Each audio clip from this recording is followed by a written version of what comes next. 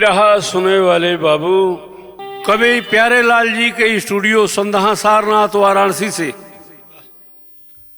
यह रिकॉर्डिंग जो हो रही है, हम गायक दुर्जन यादव, बगल में हमारे हैं बड़े भाई हैं बाबू उमा शंकर सिंह मास्टर साहब, बिहार परसथुआ बिहार ग्राम करम चाता। यह रिकॉर्डिंग आपके देख रेख में हो रही है। 4 लाइन भूमिका है, सुनेंगे।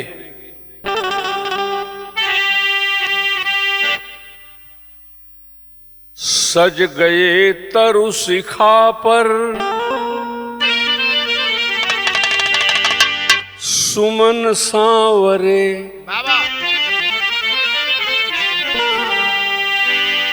बावरे हो भ्रमर गुनगुनाने लगे, मधु कलश लेके कलियां उछलने लगी, गंध वैभव पवन में लुभाने लगे, मंजू सुषमा रही पर गजब हो गया, रोशनी में दिवाकर कहाँ खो गया, वीर अर्जुन के बाणों से घायल करण छोड़कर ताज धरती अदम को गया।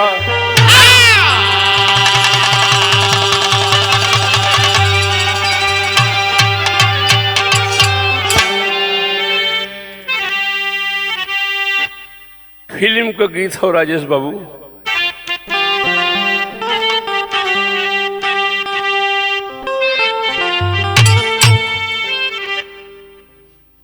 वही तर्ज हो।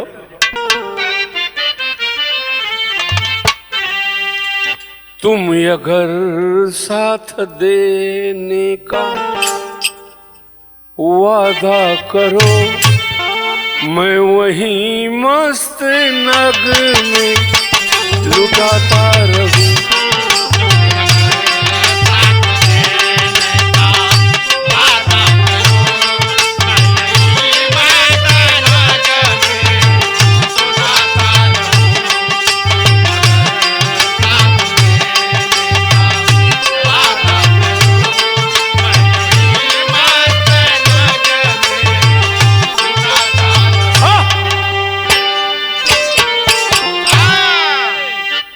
कहानी शुरू है। कर्ण को 2 उपाधि मिली, दानी वीर कर्ण। कर्ण जब वीर गति पाए हैं, उनको स्वर्ग मिला। तो कभी लिखत हूं एक लाइन का,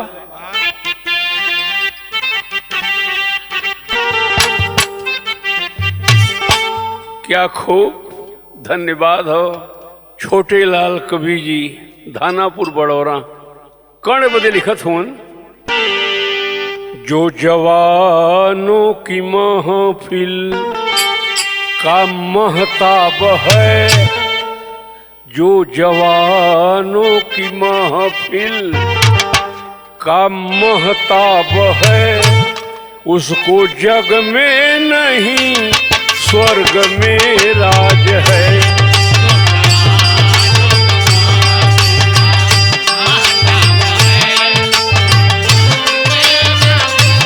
स्वर्ग में राज है, महताब है, उसको जग में नहीं स्वर्ग।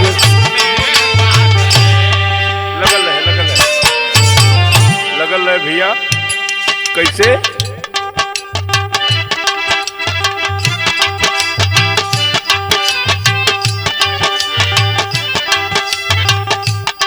जो जवानों की महफिल का महताब है, उसको जग में नहीं स्वर्ग में राज है। और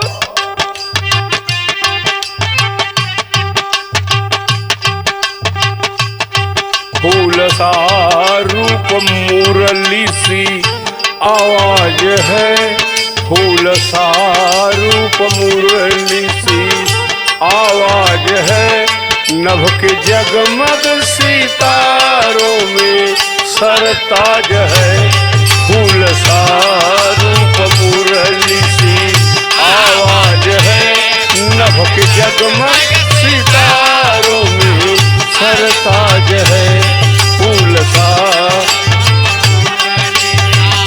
आवाज है।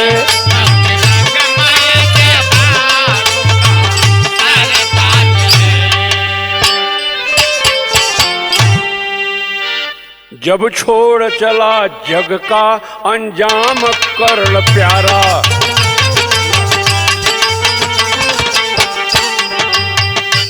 यमपुर की कोठरी में हंसा पड़ा दुलारा।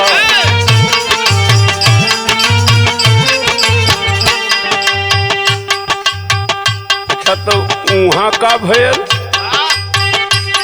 कंचन की क्यारियों में कोमल कनक सुमन थे,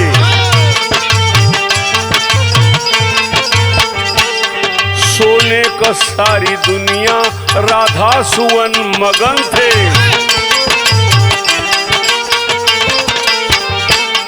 जब 3 रोज बीता भोजन न पाया तारी,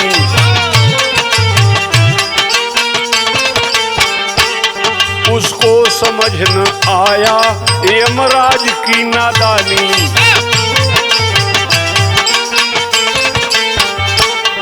एक दिन सभा में पूछा यमराज से बताना,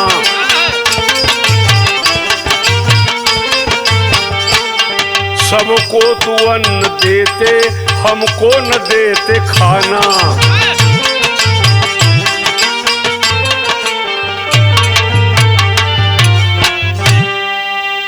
कहो महाराज 4-6 रोज बीत गए, सोनवे का थारी, सोनवे का लोटा, सोनवे का गिलास और सोनवे का भोजन और सोनवे का पानी, ये तब मर जा, अब कौन दुश्मनी पूजावत हुआ। तब कहलन यमराज की सुनाए साहेब,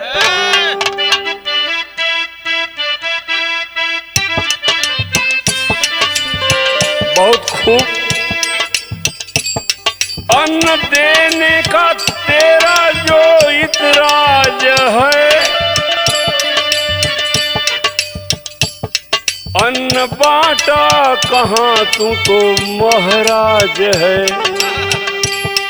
अन्न देने का तेरा जो इतराज है, अन्न बांटा कहाँ तू तो महाराज है।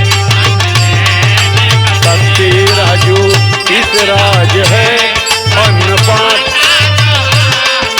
अरे महाराज है।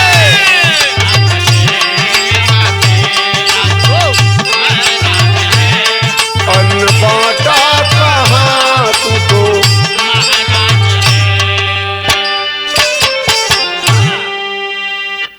सुनो दानी वीर कर्ण, जिंदगी भर 1.25 मन सोना दान किया, ख्याल कर लो।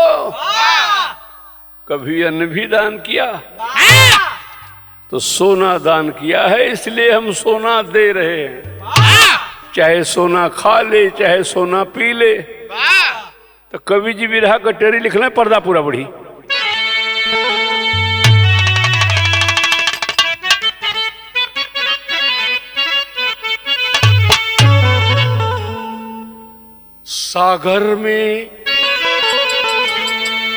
सागर में दिल का जाम ना मिला, सागर में दिल का जाम ना मिला। चितवन चंचरी का की नीर बनी गागर में, अरे गागर।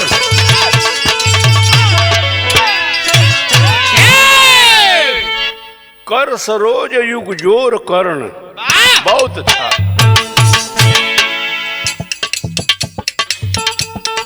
कर सरोज युग जोर कर्ण, यमपत से मांगा नया जन्म। ए साहेब अब नया जन्म दे दा, मर जा भी। हाँ, कर सरोज युग जोर कर्ण, यमपत से मांगा नया जन्म। खूब करूंगा अन्नदान, प्रभु जग में जाहिर रही धर्म। दूसर का जन्म दे देवा, वहां खाली अनाजे दान करब। बहुत खूब। गया काल कुछ बीत कर्ण, भैया गया काल कुछ बीत कर्ण, गुजरात प्रांत में लिया जन्म। अरे घर बनिया का हुआ उजाला, घर बनिया का हुआ उजाला, साधु सेवक नाम सुजन।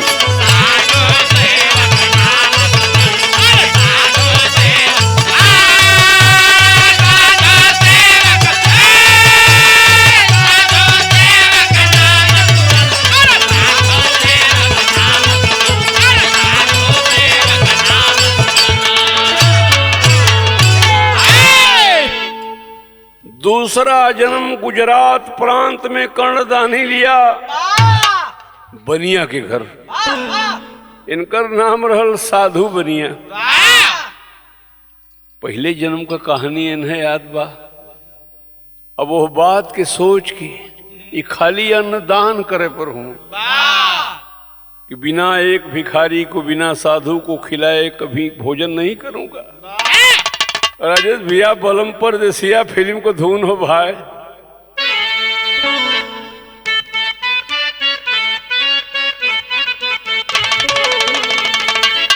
का जमाना रहल सुभाष, पता ना बिंजू बजावत हुआ तुहार जन्म रहल कि ना रहल। ई बलम परदेसिया का तरज है, जगत रहा भैया तू सोए मत जइहा।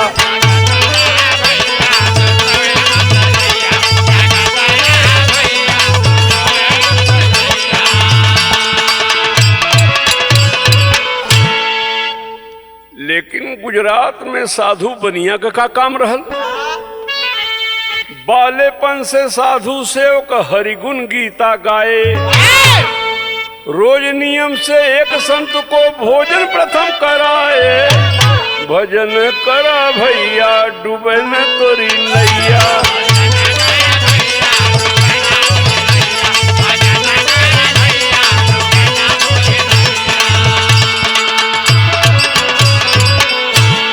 पसीना के कमाई से तू घर बनैया। भजन करा भैया डूबे न तोरी नैया।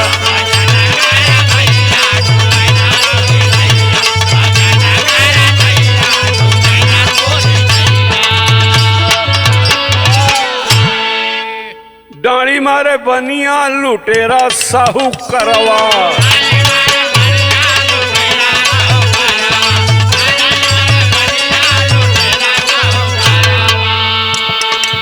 गली गली साधु बन के घूमे ठग हरवा।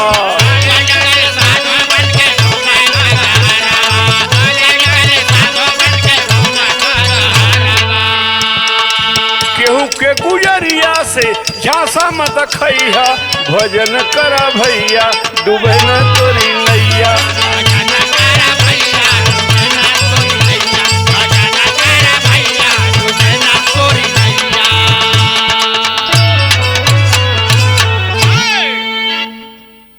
इतना बड़ा भगवान के भक्त भैलन तो तरज हो राजेश बाबू। बस बस राजा पर्वतों के साए चांद का बसेरा है।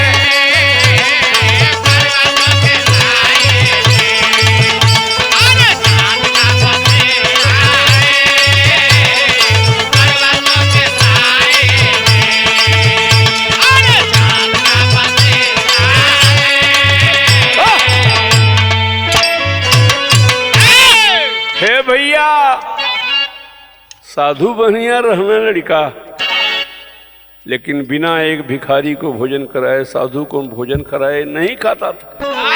अन्नदान रोज करें। धीरे धीरे जवान भैलन तब कवि जी लिखत हुन का लिखत हुन। रोशनी जवानी की यह रोशनी जवानी की मधुमासलाई है।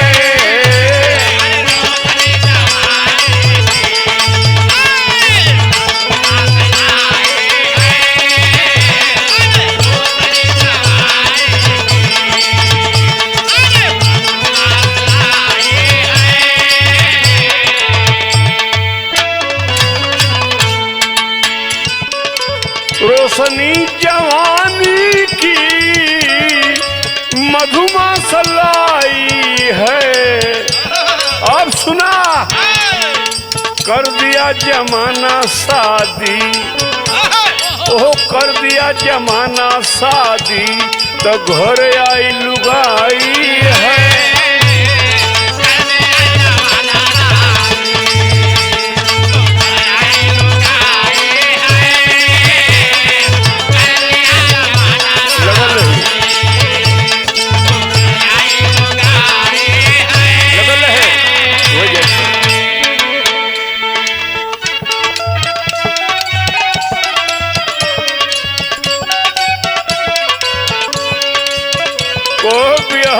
साधु बनिया को हो गयल, अब आगे का भर समय बीतल।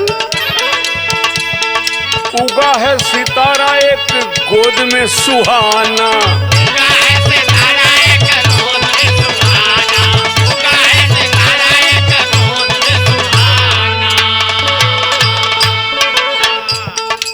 बड़ा सुख पाई साधु सेवक कै जनाना।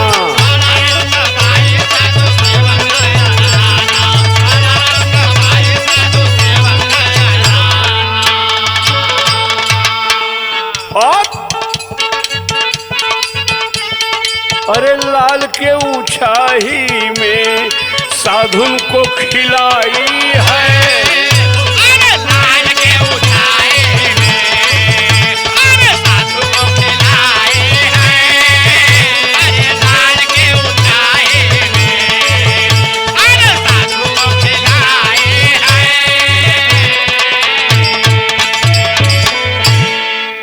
ए भैया, बिना संत साधु के भोजन करोड़े दोनों प्राणी ने खाए। गोद में एक बेटवा भी जन्म गए। बिरहा में गीत बदल निर्गुण भजन का लाइन हो, सुना राजेश भैया। काहे बदे तना तराई सुगिया, कौने का दीन नियर आई है सुगिया।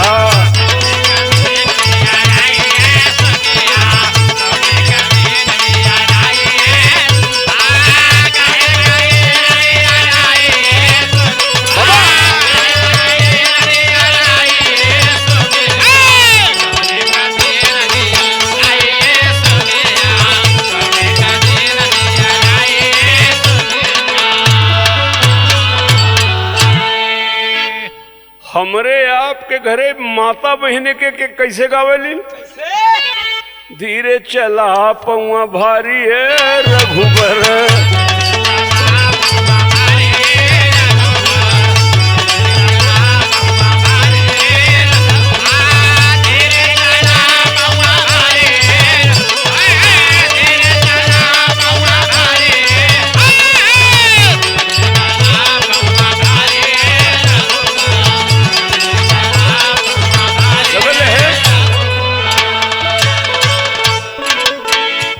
साथी दुर्जन के आवाज में बिरहा सुन रहे हैं।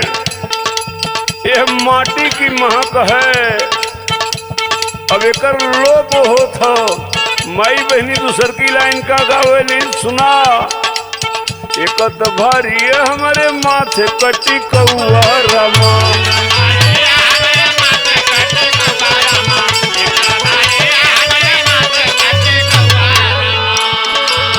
दूजे भारी झीनी सारी है रघुबर, धीरे चला पौआ भारी है रघुबर।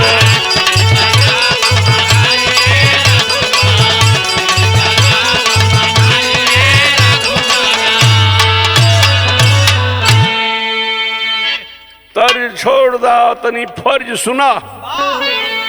निस दिन कराव जेवनार साधु बनिया,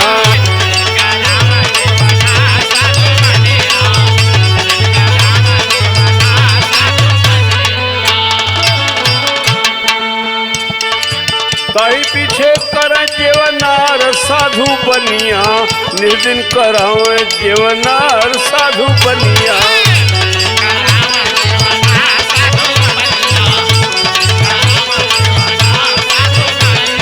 लगल है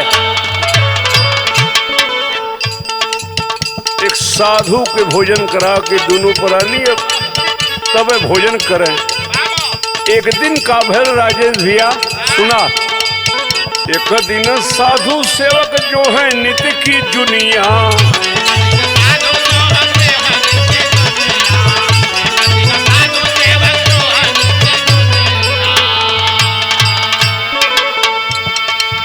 एक दिन साधु सेवक जो है नित्य की दुनिया, एक को साधु न आइल दुआर साधु बनिया।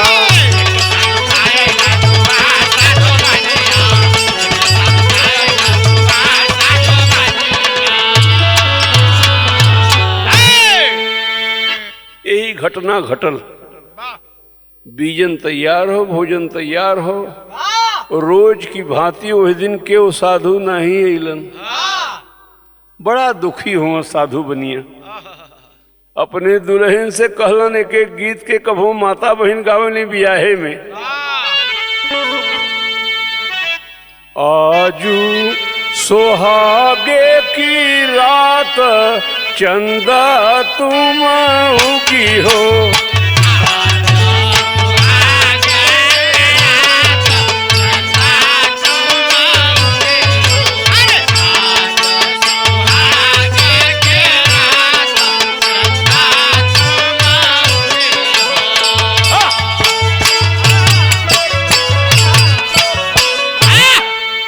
दुखी है साधु, अपने दुल्हन से कहलन प्रिया मोरा जिया घबरात, साधु मोहि कतहु ना मिली हो।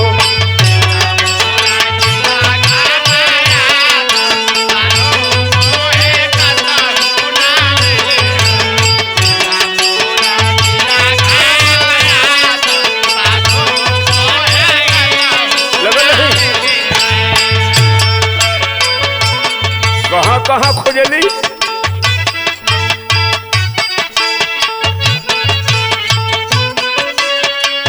नदिया पर खोजे और कुटिया पर खोजे।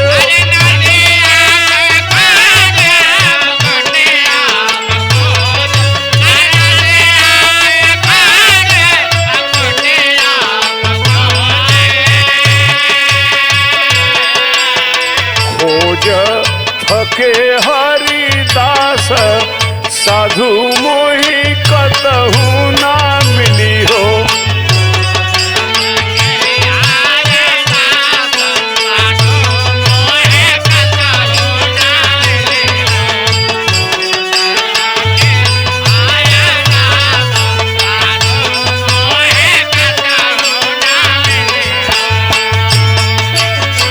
जबले दुआरे मोरे साधु नाही आई है,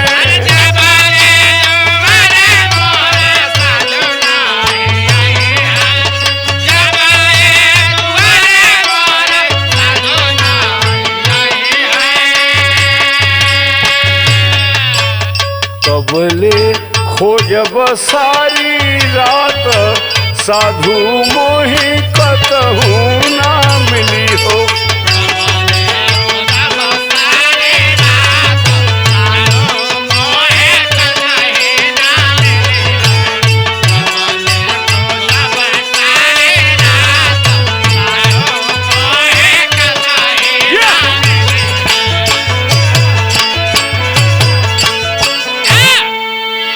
दिन रात खोजूंगा, दोनों प्राणी भोजन नहीं करेंगे तो फिल्म का गीत आएगी राजेश भैया।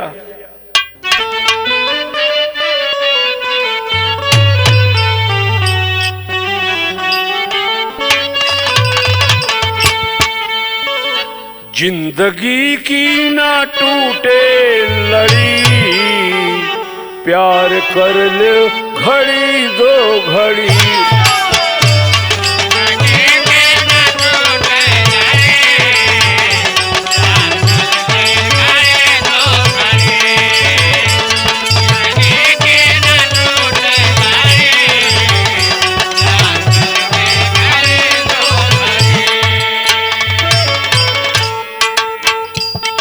दुनिया में बिरहा तो जरूर सुनत हुआ। भगवान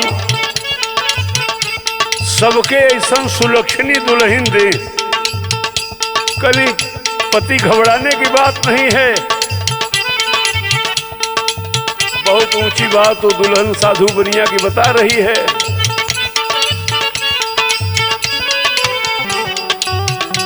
जिंदगी में बहुत दुख पड़ी, के बताओ था साधु को दुल्हन।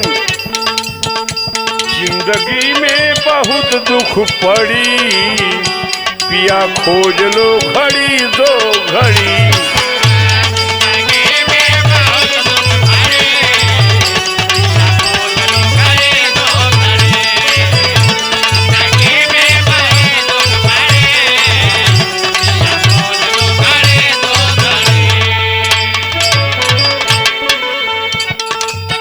खोज नगर को दर दर आया,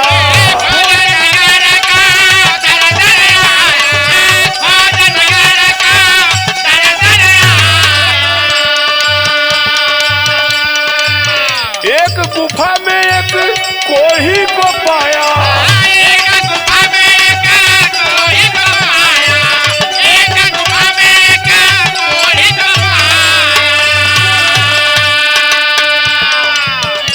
भाव भक्ति में चरण पड़ी, दिन रात ढूंढते हैं। एक गुफा में एक कोढ़ी महाराज मिले, भाव भक्ति से चरण पड़ी, पिया खोज लो घड़ी दो घड़ी।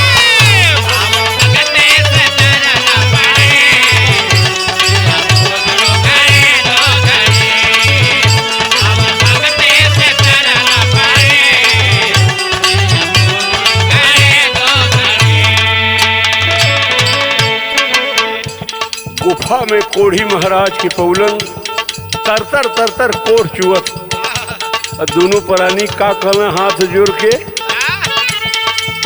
बिनती हमारी प्रभु मत ठुकराना।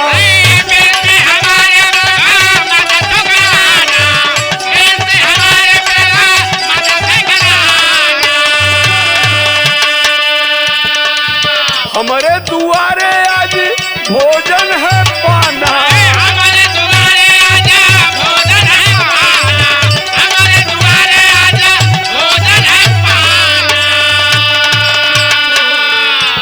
अच्छा तो कुढ़िया का कह। साधु बोला कि अंग है सड़ी,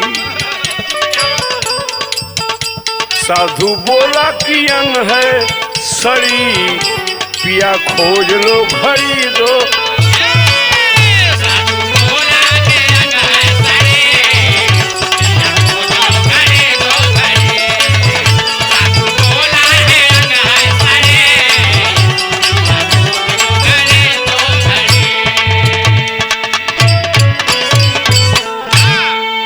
हमारे पीछे मत पड़ो दोनों प्राणी, सारी अंग सड़ चुकी है।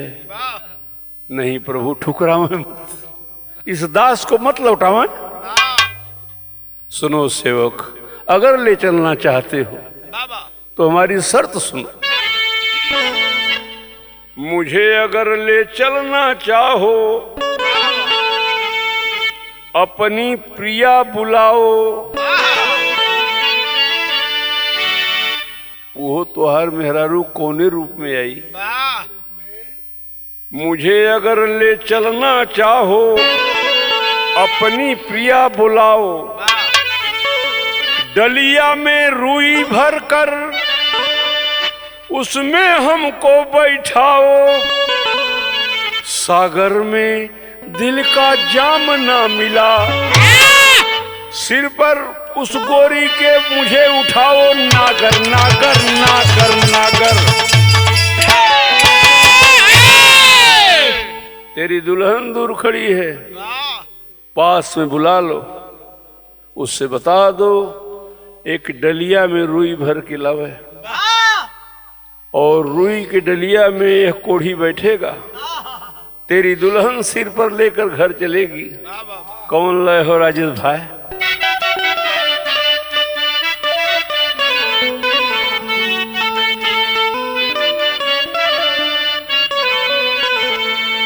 बीच बजरिया में बहिया छुड़ा के रूस गई न सैया हमार हो कहे रूस गई न सैया।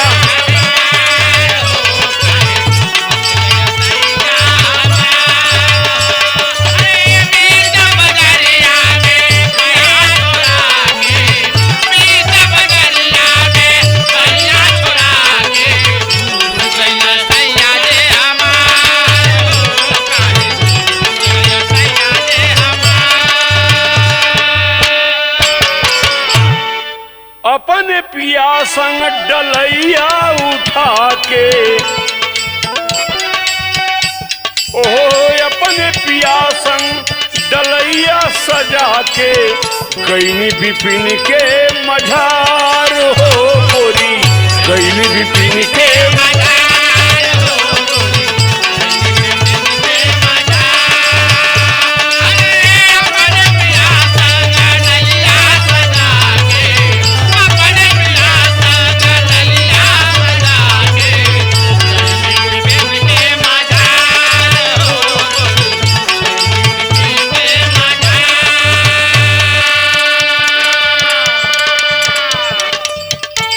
भाव भक्ति से कोढ़ी को धनिया लाई है अपनी नगरिया।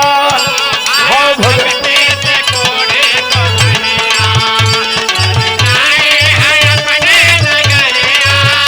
भाव भक्ति से कोढ़ी को धनिया लाई है अपनी नगरिया। और चुआ था कोढ़ कचनारी बदन पे चुआ था कोढ़ कचनारी बदन पे भीगी थी लाली चुनरिया। चुआ था कोढ़ कचनारी बदन पे भीगा था लाली चुनरिया। चुआ था कोढ़ कचनारी बदन पे भीगा था लाली चुनरिया।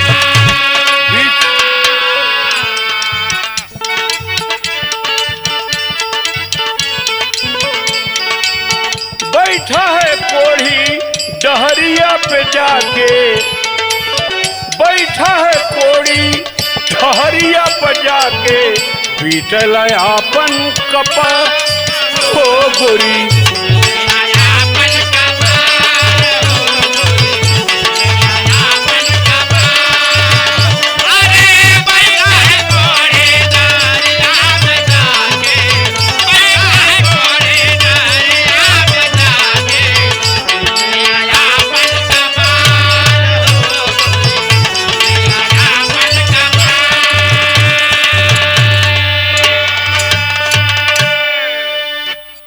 डलई में सजा के रुई कोढ़िया के बैठा के दोनों प्राणी अपने बखरी में लिए इलन साधु बनिया। खाना परोस देलन साधु कपार पीटत हो अनर्थ कर दिया रे बनिया। तू तो बड़ा पापी है यार। गुफा में चैन से हमारा गुजर होता था उतनी दूर से यहाँ लाया गांव में लाया घर में लाया ये सब्जी दाल तरकारी खिलाने जा रहा है। प्रभु अर्जी कर रहे हैं अर्जी नहीं। यह कोढ़ी केवल मांस खाता है। तनी सा बढ़ी राजेश भैया ठीक रही।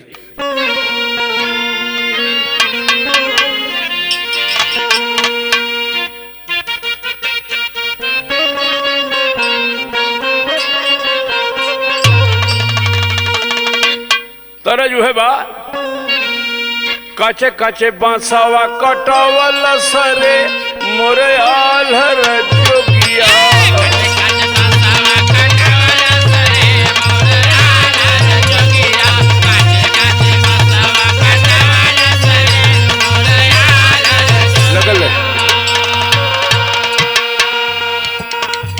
बसवा के काट काटती कठी बनावलस।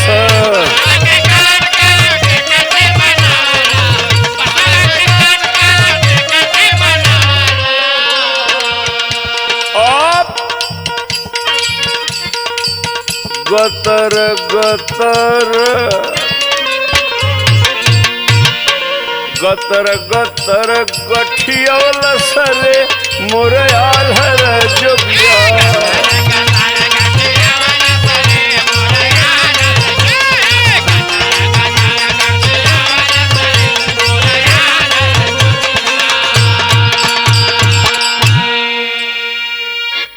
तर्ज सुनला बाबू, तनी गाना का भाव सुना।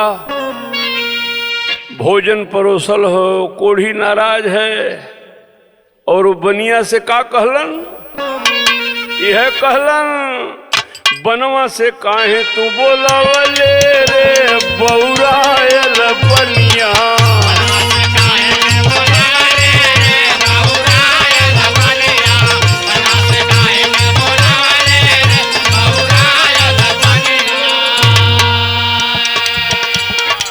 हम मांसाहारी करबै मांस का भोजन,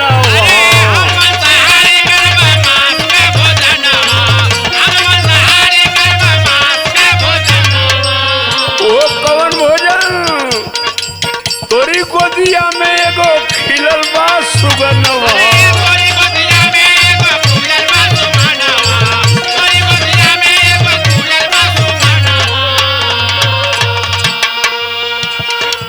काहे ना ओके बोटी अवले रे बौरायल बनिया।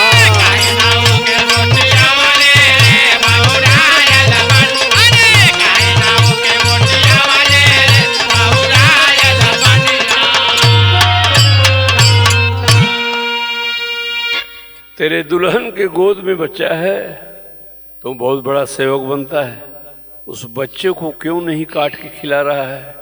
चला जाऊंगा। तो लह बदल गई भाई।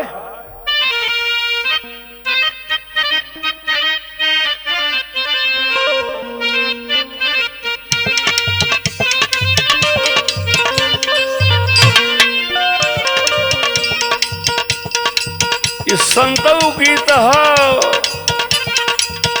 सांपवा छोड़ैला सांप के चूर हो गंगा छोड़ लिया रहा।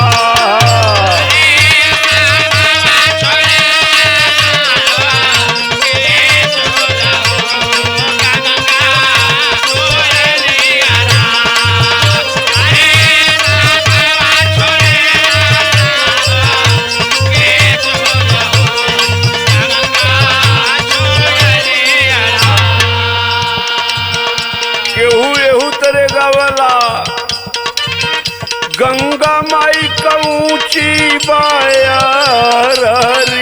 न हो तापर बैठे भगवान।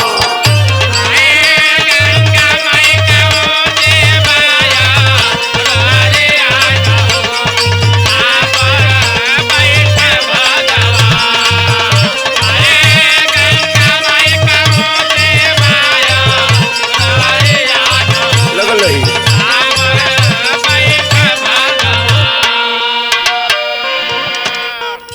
सुनो बनिया,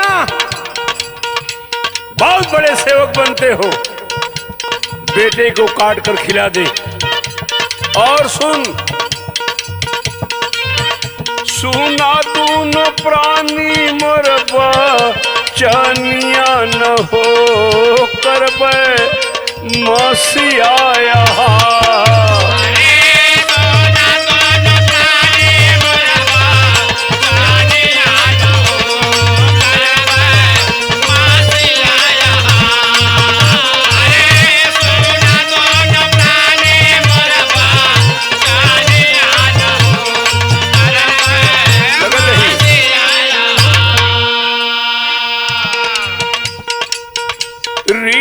अपने कोदी कैनी सनिया न हो करबे मासिया।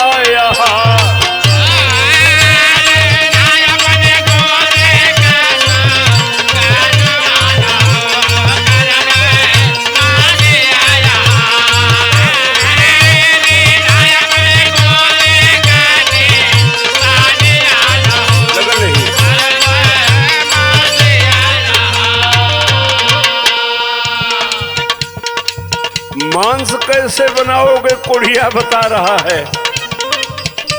पहिले लल्ला नावा के कूटा धो खरिया,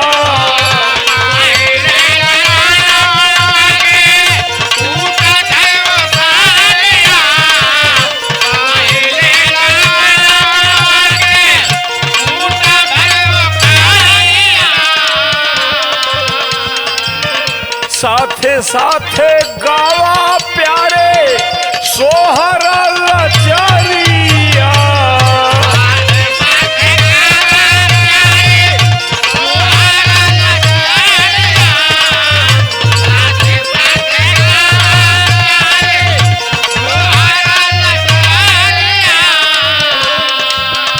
बड़ा नीक होई मोर भोजनिया न हो करबे मासिया।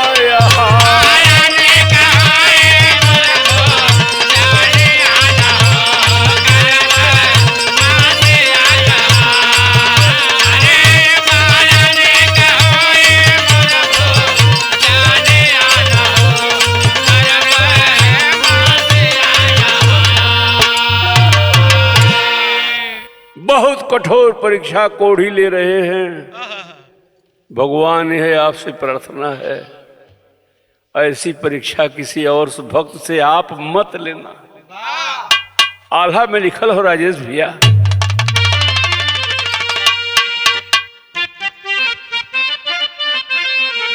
हाय रे लचारी कांपे धरती गगन रे भैया, सुन के बयनवा हो पारनवा सुखी जा।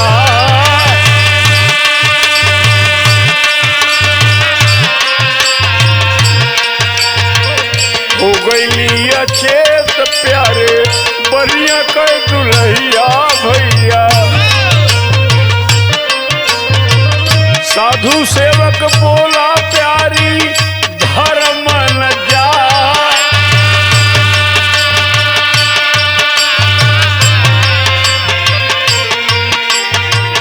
कहे तुम मोहालू यही विनाशी देही पर प्यारी, अह कौन काम प्यारी सोचा चितला।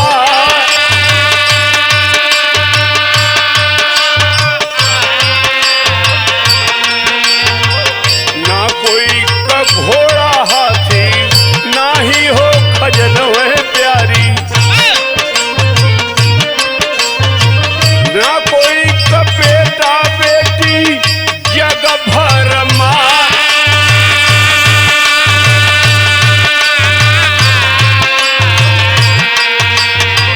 छोड़ा प्यारी ममता वियोगिता नवा कह दुलही, बचवा के वो खारी में डाला हरसा।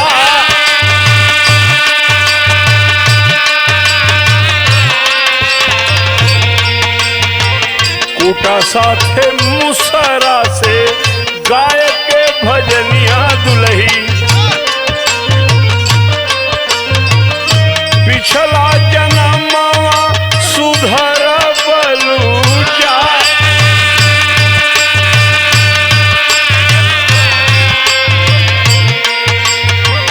इतना सुनत साधु बलिया का दुल्हिया भैया,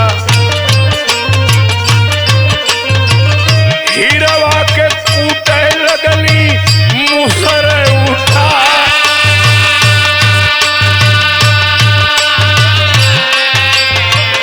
दूसरा मुसारवा उठाया साधु बनिया है बाबू, कूटे दोनों प्राणी तब भजनिए के सुना।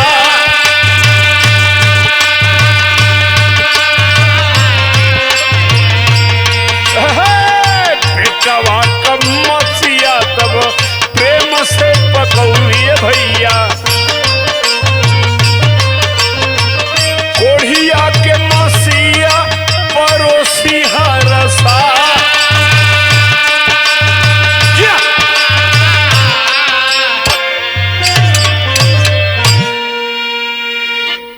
जरा सा आंस गिरेगी साधु बनिया, तू रोएगा तोरी दुल्हन रोएगी। एक कोढ़ी कतई नहीं भोजन करेगा। बहुत बड़े संत के सेवक हो, गुफा से उठा लाए।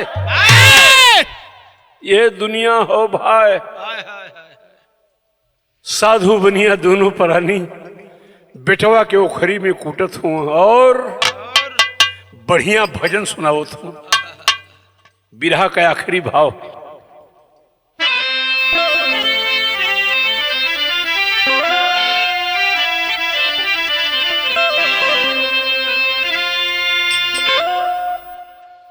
थरिया में मांस परोस दिलन दोनों प्राणी।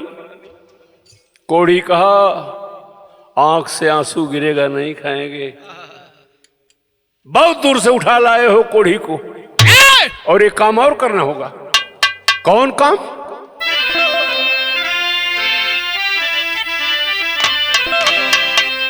कोढ़ी बोला दो थाली, कोढ़ी बोला दो थाली लगाओ यही घड़ी, अपने बेटवा के साथे आके खाओ श्री हरि।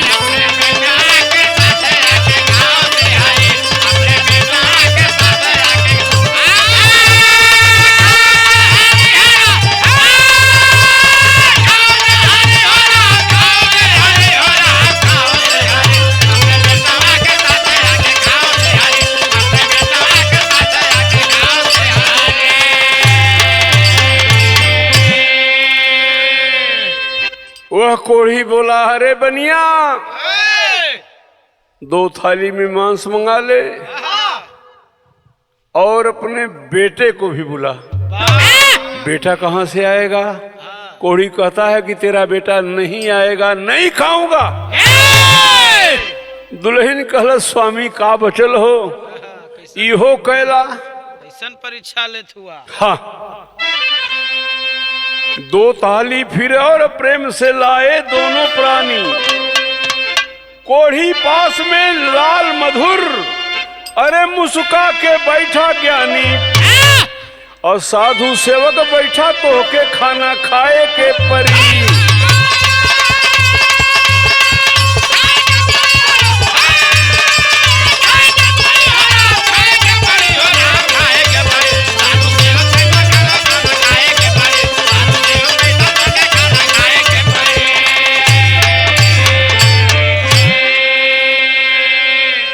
साथी वह कोढ़ी कौन था? कोढ़ी से भय मदन मुरारी असली रूप दिखाए। बनिया नारी और बालक चरणों में शीश नवाए। तीनों गए विमान से यमपुर, अरे दर्शन देहल तब हरी, और अपने बेटवा के साथे आके खाओ श्री हरि।